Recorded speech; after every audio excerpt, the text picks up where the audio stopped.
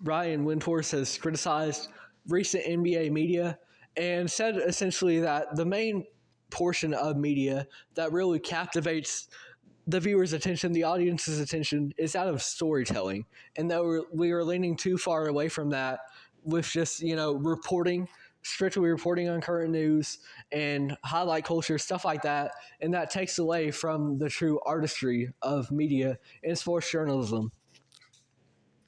And I think there is some truth to that. I will say, however, that I believe a good balance isn't really necessary for the true artistry of it, because you can have your reporters, you guys who are just here to break the news and maybe give their take on it. That's what I do sometimes. I like to analyze stuff as well, though. And then on the other end, you do have the guys who like to do breakdowns, who like to go over stories, what players are doing in their local community. I think it's a good idea to have a mix of both, for sure. But I do understand where he's coming from, because I think a lot of it is just kind of exemplified by social media, because that quick clip that you're going to get, sensationalization of just this huge hot take, right? That's going to get people talking. That's going to draw engagement. It's going to draw interactions. And that's what's best for business typically, is how it's perceived. However, that is, in my opinion, the sensationalization of basketball media. In my opinion, that is the biggest issue with NBA media today. And so the fact that I can say that there are multiple issues, I believe, isn't a great thing. However, in this country, we've got freedom of press, so people are free to do whatever they want ultimately. And at the end of the day, the people that are going to be entertained by something, they're going to tune in, and you can't really do much about that. It's just a matter of really knowing your audience and doing what you can to cater to them, keep them happy. And because at the end of the day, this is your income, right?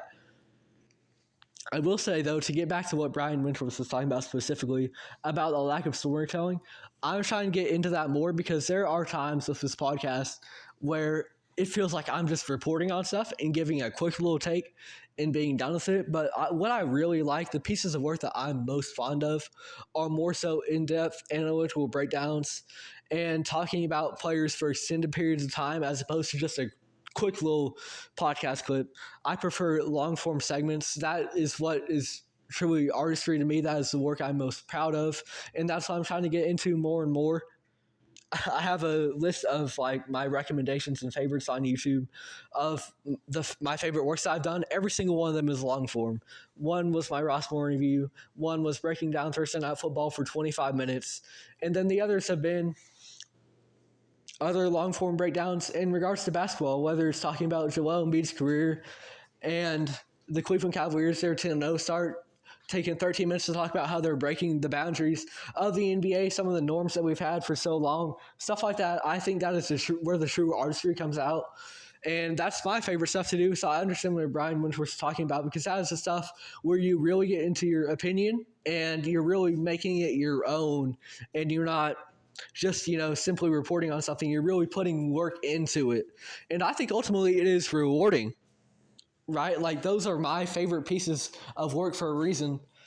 And every time I make a podcast and it's one that's really just reporting on news, I end up not being super proud of that one. And I'm like, oh, hey, I hope this isn't the one that finds a lot of people, because it might give them a bad idea of what I really want this to be. However, when I get to do longer form stuff, really delve into the storytelling of things, that is when I really enjoy my line of work, and I understand where Brian Windhorst is coming from that perspective. I know at the end of the day, I'm just 17. I don't have this figured out for sure, but I do believe that I have some credibility just for the fact of this is what I want to do in life for sure, and I've been doing this for a little bit now. I have some credibility to say that I believe Windhorst is right, and that the true artistry does come in long form breakdowns. But at the end of the day, I do believe that there is a balance to be struck, because at the end of the day, we're not going to have these stories to tell if there aren't people to go out and report on just the news. So I think there's a spot for both.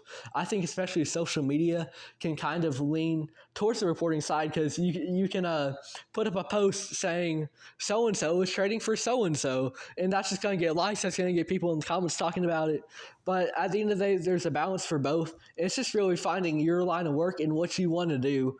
and I've been able to find mine, and I'm so grateful for that. And Ryan Windhorst, I understand what you're saying, but at the end of the day, I do think a balance is necessary, and everyone in the NBA media community, we just got to work together and create better works. Not really deal with sensationalization. We got to think rationally, just create well thought out, thought provoking questions, and try to come up with answers to them. That's my take on it.